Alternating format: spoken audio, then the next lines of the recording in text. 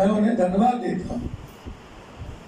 राजेंद्र सिंह मुख्यमंत्री के उम्मीदवार थे, वो चिराग जी के साथ है, पूरी आरएसएस चिराग जी के साथ है। बहुत बहुत बधाई चिराग जी को।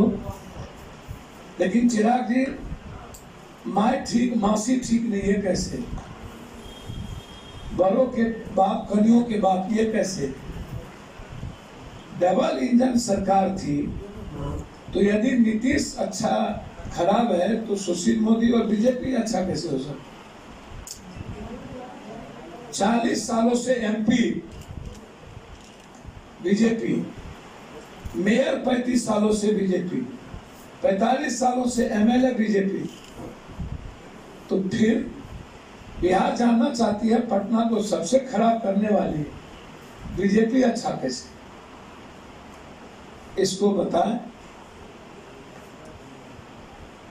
आप बाहर निकलिए, मेरा आग्रह है। और बिहार को अच्छी लीडरशिप दी।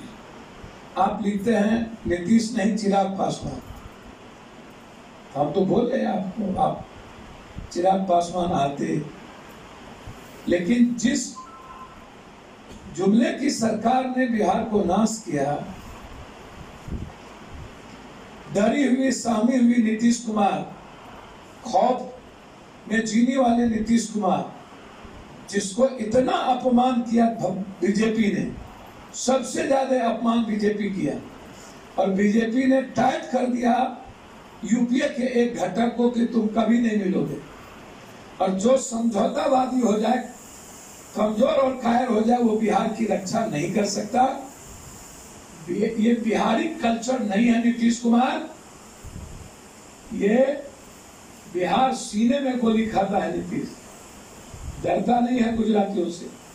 और आप, आरोप है पीटीए का कि आप गुजराती ठग से डर चुके हैं, बिहार को आप बेच दिए, बिहारी का सम्मान को खो दिए, बिहारी को अपमान किए, बिहारी की इज्जत बेच दिए।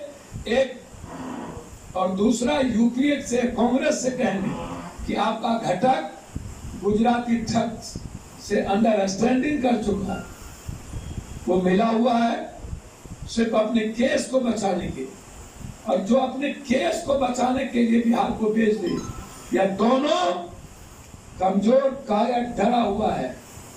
इसीलिए बिहार का यूथ हमेशा डायनेमिक और डैशिंग तरीके से रोल किया है।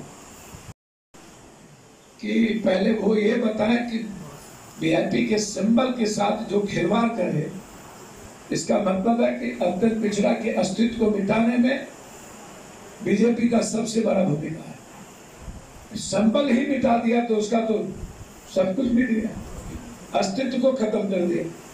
तो इसीलिए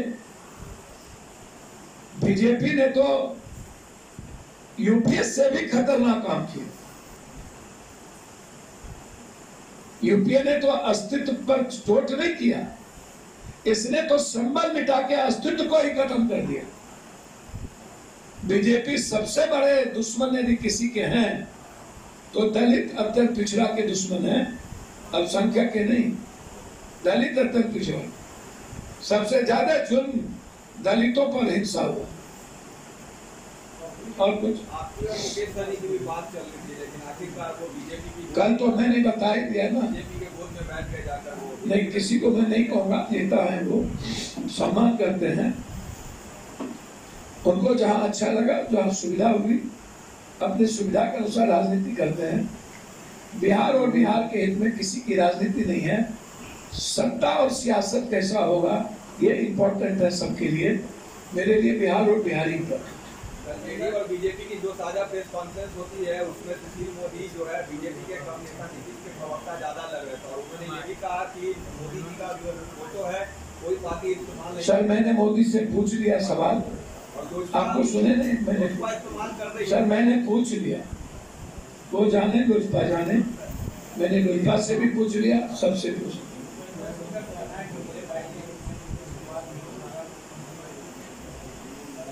तो पहले भीतर से पता चलेगा भूपेंद्र जी, यदि हैं तो पहले जो घटक दल हैं, लोजपा केंद्र में मिनिस्टर हैं, पहले उनके बारे में खुलेआम बताएं। चुनाव आयोग में पहले जाए लोजपा के खिलाफ। राजेंद्र सिंह क्यों ज्वाइन किए, और वो नोखा वाले क्या नाम है, रामेश्वर चौरसिया राष्ट्रीय महासचिव और प्रवक्ता किसके कहने पर ज्वाइन किए, वो समझा दें पहले दुनिया को कि भारत भाजपा का राष्ट्रीय महासचिव और प्रवक्ता और मुख्यमंत्री के सबसे बड़े दावेदार राजेंद्र सिंह की पटकथा कहाँ लिखी गई। और लगभग भाजपा जिसको टिकट नहीं दे पाई उसको जदयू टिकट दे रही है, और वहां पूरी आरएसएस और भाजपा का वर्कर उसकी मदद कर रही है, जदयू को मदद नहीं कर रही है। ये आरोप है सीधा, जदयू को मदद नहीं कर रही है। तो ये कौन बताएगा भूपेंद्र जी, कितने इस डरा हुआ दोनों व्यक्ति और कमजोरों के हाथ नहीं दे सकता, भविष्य सुरक्षित नहीं है।